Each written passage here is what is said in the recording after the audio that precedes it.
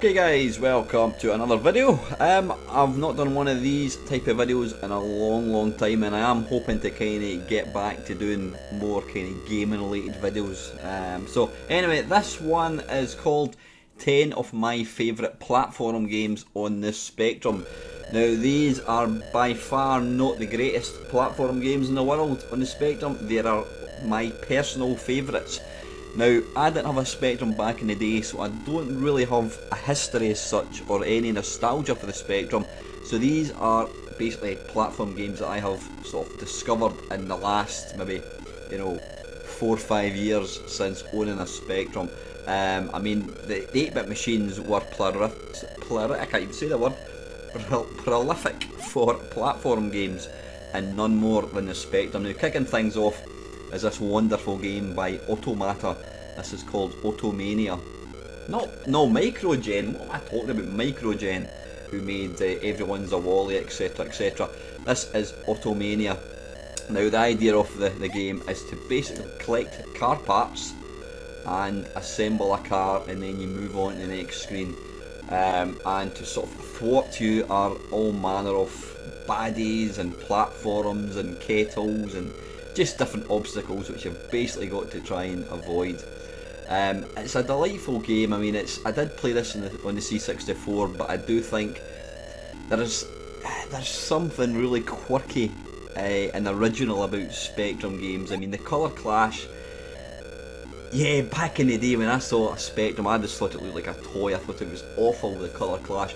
But there's something really endearing about Spectrum games and certain games, and I tend to think that a lot of platform games, especially platform games that first came out in Spectrum, even though they may look better on other machines, they may look sharper, better colours, no colour clash on, say, the Commodore 64, there's just something endearing about the Spectrum version, and this game is one of them. The graphics, I mean, they're quite high res, they're super detailed graphics. It's great fun. I love games where you build things because it kind of gives you an incentive if you see the progress. Like I said, this was released certainly in the Commodore 64. I think it probably also came out on the Amstrad. I'm not 100% sure, but if you've never played Mania, go and check it out. It is great fun. It's not too difficult. It's quite slow paced. So that is one of my favourites. Next one is by a chap called John Rittman. Now, he did Match Day on the Spectrum, Match Day 2, and his probably most successful game would be Head Over Heels, which basically it was a isometric 3D. He also did Batman as well for Ocean Software, but I believe this was one of his first games. This is called Bear Bovver, B-O-V-V-R. I always thought it was quite odd calling it Bear Bobber because they don't look like bears. I mean, they look like people with like pumpkin heads. Really don't know where the name came from. I always remember, it's funny how certain things you remember where you were when you first saw it. I remember seeing a review of this game. It was on Going Live, which was a programme on, I think it was BBC, and it was Sarah Green who used to present Blue Peter. She was talking about this game. Now, there's two different modes to this. There is a baby mode, which I'm playing, which is piss easy, and there is it Big Bear mode, I think they call it. Now, the difference between the two is Baby Bear mode is you can't die, you can't physically get killed, so it's effectively playing like with infinite energy. So it's a bit rubbish, but I thought I may as well play it like this to let you see it. The idea of this game, again, is similar to Automania. You've got to build things. Now the idea of this one is you've got to collect batteries for the car, and you do so by walking over them. When you walk over it, it falls to the platform below, and you've got to basically knock the battery into the car, and then you drive the car along a wee bit, and then you knock the battery down, and so forth. I mean, the animation for these is really nice. The colour is excellent as well. It's really sharp kind of definition. It kind of reminds me of cups of tea. It's similar to Burger Time. Actually, you can definitely see where John Rittman got his inspiration for this game. It's instead of hamburgers you're just basically putting batteries into cars. But it's a really nice game. I suggest if you do play it, you don't play it in baby bear mode like I am, because it's a bit pointless. So play it on big bear mode, but that is Bear Bother, and that is definitely worth checking out. That is one of my favourite games. Next one, now this was a surprise entry for me personally, because Booty. This was one of the first budget games to ever be released that I was aware of, and I always remember thinking it looked crap, and it does look crap. When you see it, the graphics are rubbish. But you know what, I've played this game quite a few times in various videos. I think I featured it in a sort of best budget game compilation. And you know what, when you actually start playing the game, it's good fun. You play, I don't know what, you play a little, I'm presumably a little cabin boy. You've got pirates with large swords walking about, or I assume they're swords anyway, let's hope so. You walk about, and the idea is to basically progress through the ship. You pick up a key, you've seen numbered keys, and obviously that number opens that specific door. But you've got to be careful, because when you open a door, the baddies will then be able to walk further along. Oops, I've just hit the microphone. So it's fairly simplistic, but it's really challenging. And again, it's good because I like how the fact that you get to unlock doors. And again, it's like it gives you a progress of how well you're doing in the game. And like I said, when I first saw this game, I thought it was crap. You know, look at the graphics, it's rubbish.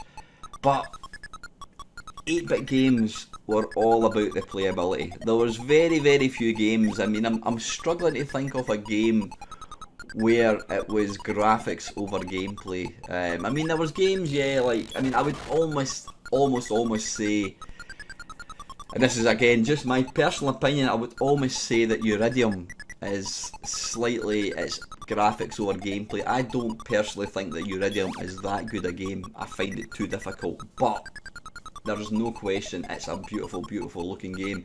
Another type of game would be Night Lore. These type of games, I could never really play them. I find them really difficult, but again, the graphics are mind-blowing.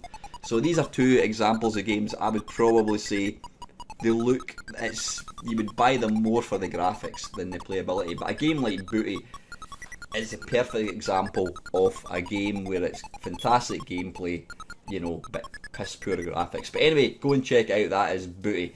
Now this next one, this is Bounty Bob Strikes Back. It was released by Big Five Software. This is the successor to Miner 2049er, which was the spiritual, it was basically the inspiration behind Manic Miner. Matthew Smith did admit that he played Miner 2049er and he kind of made his own version.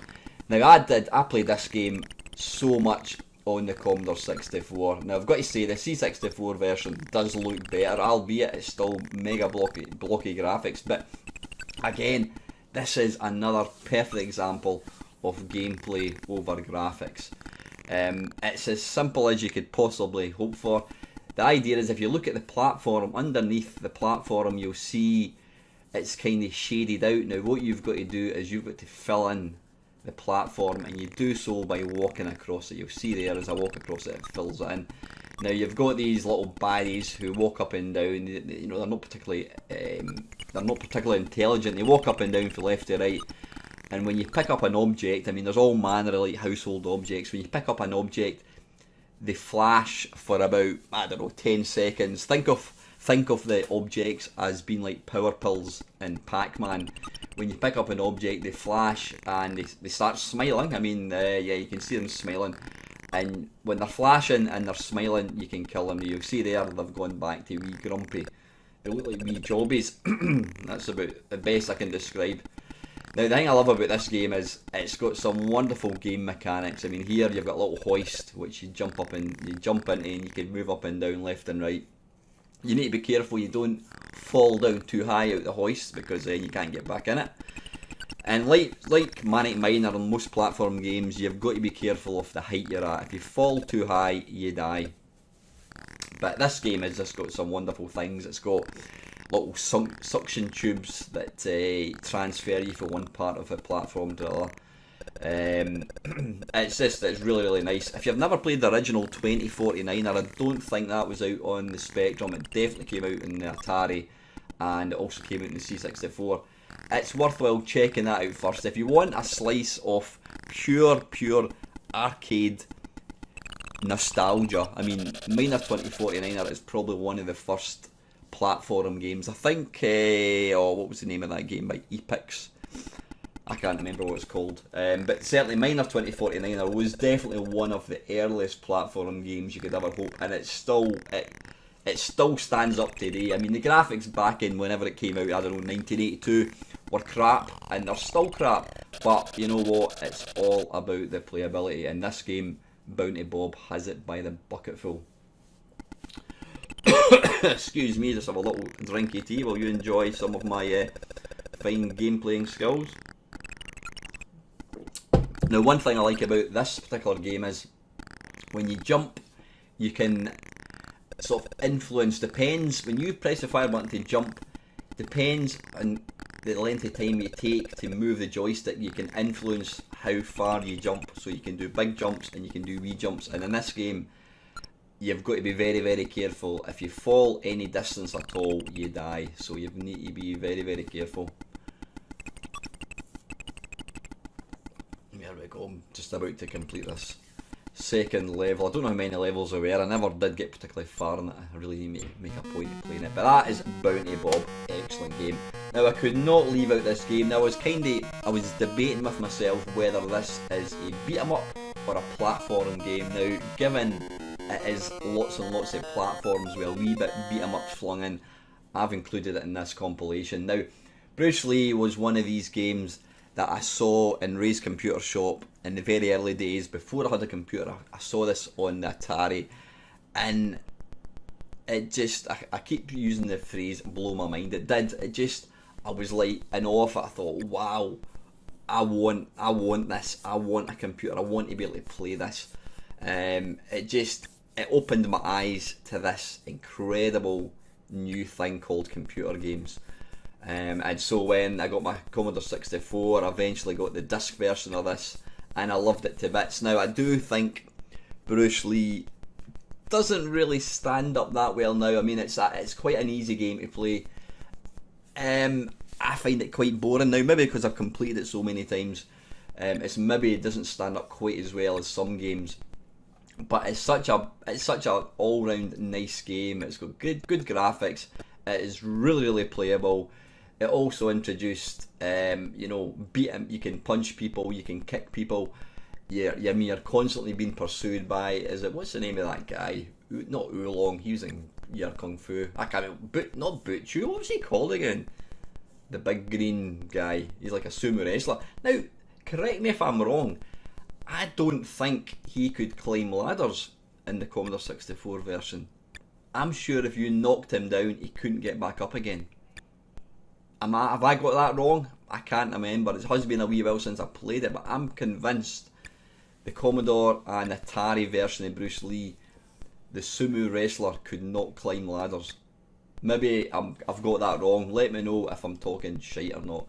But got to say, the Spectrum one, whilst again I think, oh, look at it, it's terrible, it's all black and white graphics. Yeah, the graphics aren't as good as the Commodore 64 or Atari. I mean, Atari's probably got the best graphics, the best colour palette.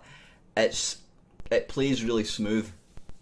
It does. I mean, the C64 one, when you climb to the top of a ladder, it can stutter a wee bit, but this one plays really well. So as far as conversions go, this is an excellent version. Not as good as Atari or C64 one, but you know, it's still a wonderful game. If you've never played Bruce Lee, go and check it out.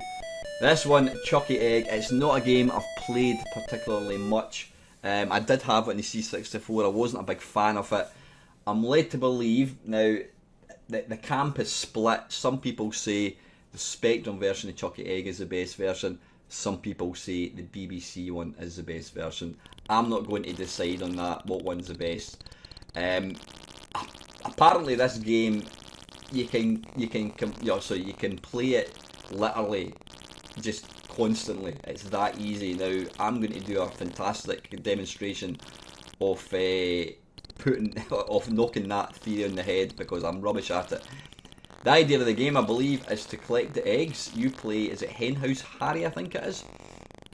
What makes this game really playable is the fact that you don't seem to be able to die by falling off platforms. Most platform games, you do die when you fall. That makes them difficult. This one, it doesn't appear that that's the case. The only way you die, or I don't know if you die as such, I think that's maybe being a bit too over the top. The only way you lose a life is if one of the little chickens, and the chickens look more like ducks. Chucky egg. I'm assuming they must. Well, there again, ducks lay eggs as well. I'm assuming it's hens because, you know, you don't really get ducks in farms for eggs. I don't know, but you get pursued by these little birds. And at the top left, you'll see there is that the mother duck or mother hen, whatever it's called. I believe later on that bird gets released from the cage and it flies about trying to get you. But this is a really, really nice game. Like I said, I'm not particularly good at it. It kind of reminds me a wee bit like Load Runner, which is a fantastic game on the C64. In fact, I know Load Runner is on the Spectrum as well. Like I says, the 8-bits were prolific. The 8-bits were prolific for platform games. There were so many. I mean, you could probably list about 100 platform games. It's interesting though that platform games don't really seem to be a thing anymore. Is it because the audience, the market has now, they demand more buck for their money? I don't know. Yeah, I mean, if you sat a 15-year-old down in front of this game, would they play it for long? They'd probably play it for 5 minutes. I think, yeah, nowadays there is just so much more out there, whereas this was all you had. And we lapped it up as kids. We absolutely lapped it up. But anyway, yeah, Chucky Egg. There was a sequel to the game called Chucky Egg 2. Funnily enough, I've never played it. Or did I play it? I think I might have played it briefly in the C64. But it's a game I've not really played much at all. But I do know, you know, this game is. Actually, seeing you look at it, it's kind of like. It's got sort of mechanics to like Donkey Kong as well. You know what, I don't know, maybe it's just because I'm looking at not platformers, there's little elevators in there as well, but it's a really, really playable game. Like I says, the graphics are very, very simple. But you know, because it's supposedly quite easy, it just makes it fun. Because some games, if they're too difficult, then is it fun? Not at all. You've got to be able to play a game to enjoy it. But if you've never played Chucky Egg, go and check it out. Now this one, I wasn't sure whether I should include it, but I have. And now I'm not going to do a very good demonstration of how this game should be played. This is Cobra, again obviously on the Spectrum. This was programmed by Joffa Smith. Joffa was one of probably the best Spectrum programmers. He could do everything. He could do graphics, he could do sound, he could do playability. He was an amazing programmer. He was able to eke out of the Spectrum stuff that other programmers just could not do. Interesting about this game, I mean, Cobra was released on the Amstrad. It was also released on the Commodore 64. I got it for my Christmas on the C64 from my mate, and I'm not going to say it's a terrible game, but it's not a good game.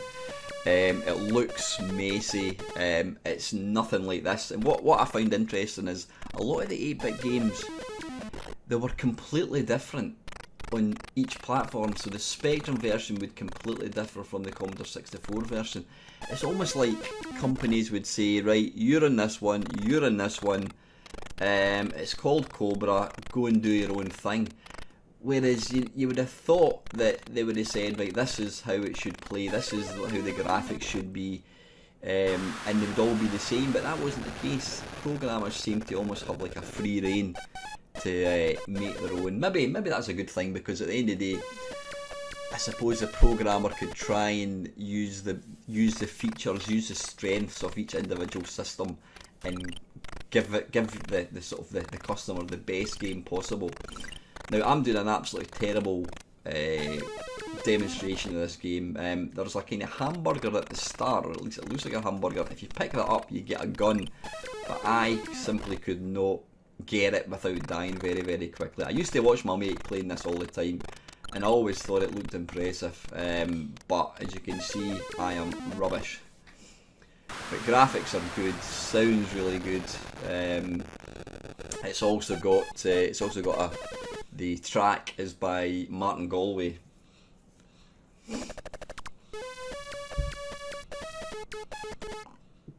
Let's give it another go. So see that hamburger, if you can get up there, I think you've got to, it's just difficult, you've got to jump up on these platforms on the left hand side and then get up onto the bigger platform at the top and then run along and then fall down. Now I'm sure if you get the gun it will be a lot easier.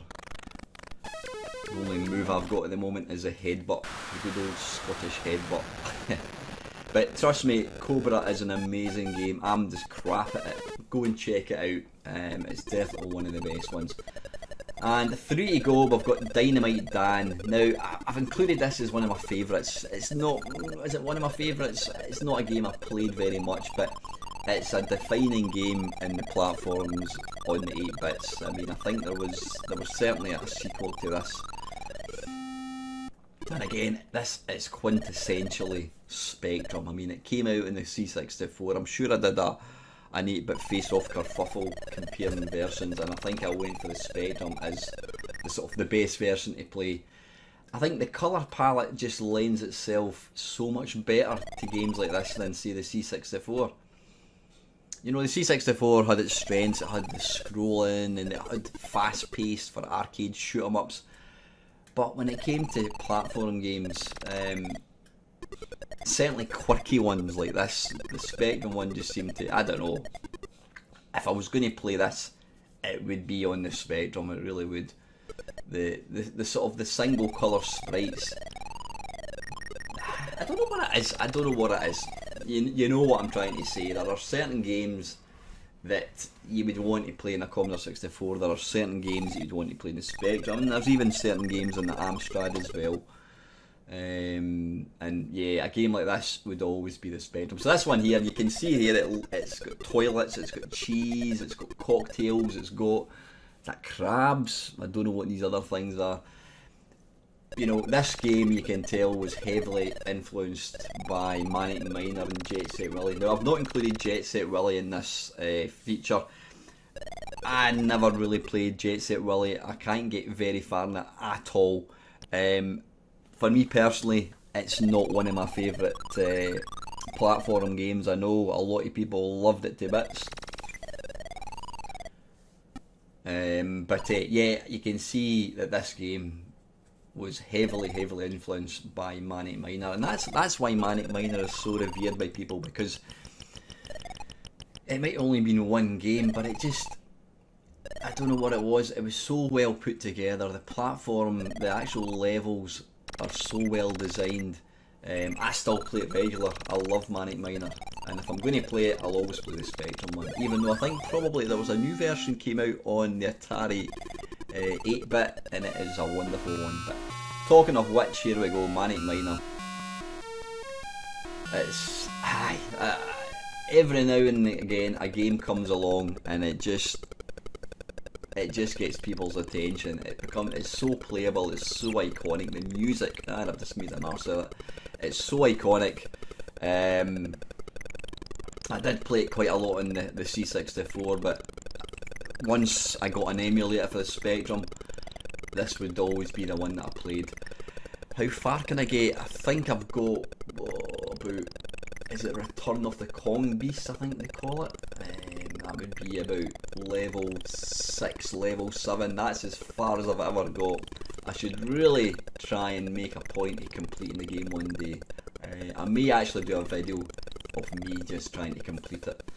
I think it'd be quite a hard ask actually, because it is a very tough game. Now you put this game in front of kids and I guarantee they will give up, because games nowadays, they're just designed where the difficulty is ramped right down. You know, if you die you just instantly restart. These games are brutal, they kicked your arse, you hit you died, you went right back to the very start again. You couldn't save the game. Yeah, some games later on you had codes you could put in, but the big part of these games was it was all about you had to do it right first time. I mean, you look at the graphics are absolutely nothing to write home about, but there's just something really endearing about this. The music, everything about it. I was glad to see that Matthew Smith appeared at Play Manchester. You know, he kind of vanished from the scene for a long time. And you know, I think the guy's had problems in the past, and it's nice to see that, you know, it's nice to see him seeing people still love this game even to this day. The Menagerie. It's funny, everybody probably has their own way of doing a level, a Manic Miner level. I've got my own, I just follow the pattern.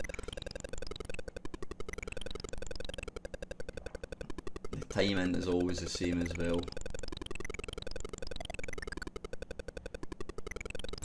Ah, bugger.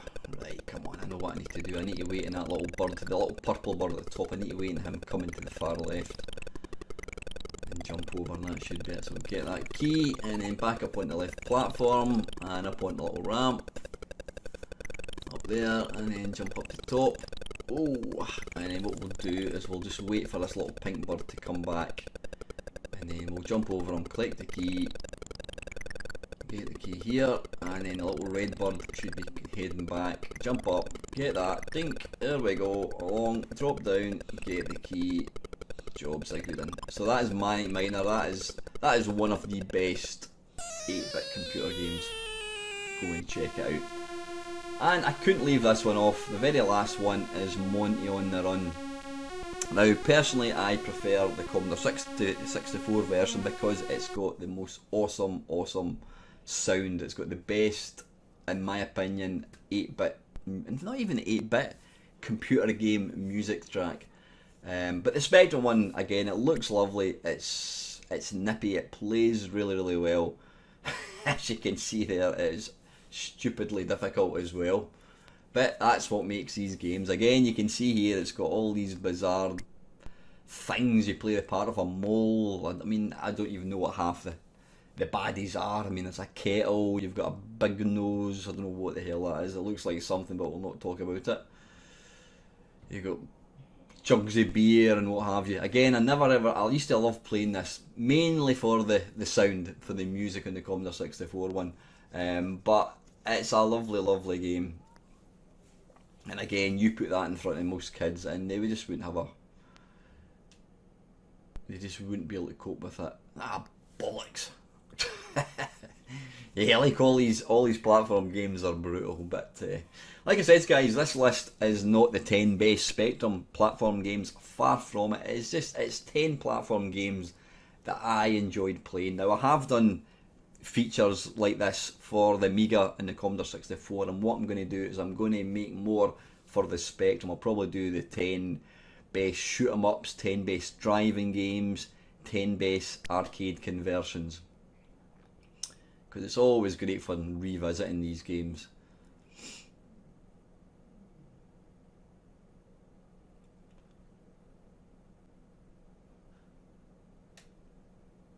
Yeah, really nice. I mean, there was it Auf Wiedersehen Monty? Never ever really played that. Again, that's meant to be really good. But this was always my favourite Monty game. Ah, damn it. So anyway, guys, listen, that is it. I hope you enjoyed watching it, and as always, take care, and I'll catch you in another video.